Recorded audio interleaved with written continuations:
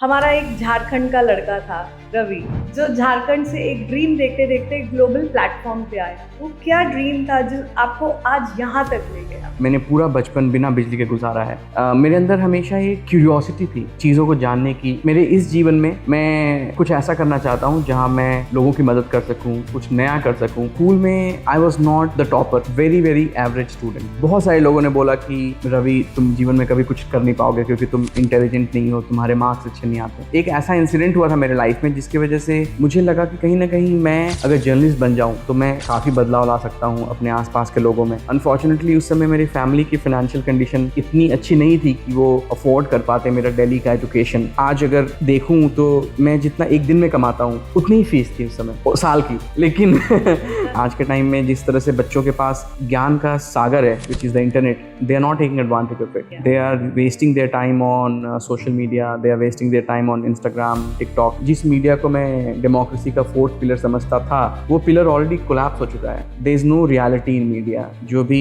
News आती हैं वो या तो प्रोपेगेंडा ड्रिवन है या फिर वो पेड है। तो पूरे दिन मैं कॉलेज करता था, शाम को मैं पार्ट टाइम जॉब करता था जहाँ से मुझे पैसे मिलते थे। तो मैं एक दिन में 2 जॉब करता था। पहली जॉब घर चलाने के लिए और दूसरी जॉब जिंदगी चलाने के लिए। 2010 अंत होते होते मुझे लगा कि शायद मैं अपनी लाइफ का पर्पस खो चुका हूँ। मुझे पता नहीं मुझे क्या करना है। मैं जर्नलिज्म कर नहीं रहा हूँ, मुझे कोई गाइड करने वाला भी नहीं है। ये वो समय था जब जोमेटो, फ्लिपकार्ट शुरू हो रहा था। मुझे उन सब के साथ अर्ली स्टेज पे बहुत सारा काम करने का मौका मिला और धीरे धीरे मुझे खुद पता नहीं चला कि कब मैं इस फील्ड में एक्सपर्ट बन गया और लोग मुझे रीच आउट करने लगे to help them and guide them. तो मैंने बिना कुछ प्लान किए 2017 में अपनी जॉब छोड़ दी। मुझे मौका मिला to curate shark tank India. शुरुआत के 6 महीने हमने बहुत रिसर्च की कि ये शो इंडिया में कैसे चलेगा। शार्क टैंक तक जाना बहुत मुश्किल है। तो मैं 2020 तक I was a pure atheist, मतलब मैं भगवान के कॉन्सेप्ट में बिलीव ही नहीं करता था। सबसे पहले मैंने देखा कि रिलीजन है, स्टैचूज हैं, आइडल्स हैं, मंदिर हैं, लोग उसकी पूजा करते हैं। मैंने कहा कि this can not be the reality. तो जब कुछ नहीं था उस समय जो था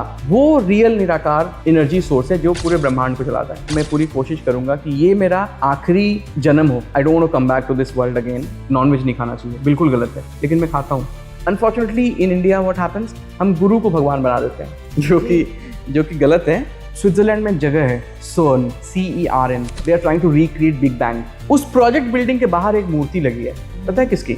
तो आज अनफॉर्चुनेटली जो यूथ है वो 3 चीज़ों के लिए इस्तेमाल कर रही है मोबाइल और इंटरनेट का। Number 1 porn addiction, number 2 gambling and number 3 social media. और ये तीनों चीज़ें आपको बहुत नुकसान पहुंचाएंगी। टिकटॉक के 2 वेरिएंट हैं, एक चाइना के अंदर, एक चाइना के बाहर। चाइना के अंदर जो वेरिएंट है वो इंटेलिजेंट कंटेंट को प्रमोट करता है और जो बाहर है वो वल्गैरिटी, डांस, पॉर्न को प्रमोट करता है। अगर आप अपना अंग प्रदर्शन करके एक वल्गर डांस करके उसे टैलेंट का नाम दें, it's only soft prostitution, it's not talent. ये हमारी पूरी युवा पीढ़ी को बर्बाद कर रहा है और ये हमारे देश को पीछे ले जाएगा। इंडिया में अभी भी मुंबई जैसे शहर में भी बहुत सारे ऐसे लोग हैं जो अगर उनके पास एक मर्सिडीज या BMW गाड़ी आ जाती है और बड़ा घर है, they think we are so powerful. अगर रवि रंजन की लाइफ एक स्टार्टअप होती तो वो स्टार्टअप क्या होता? आई थिंक अगर मेरी लाइफ स्टार्टअप होती तो मेरी लाइफ होती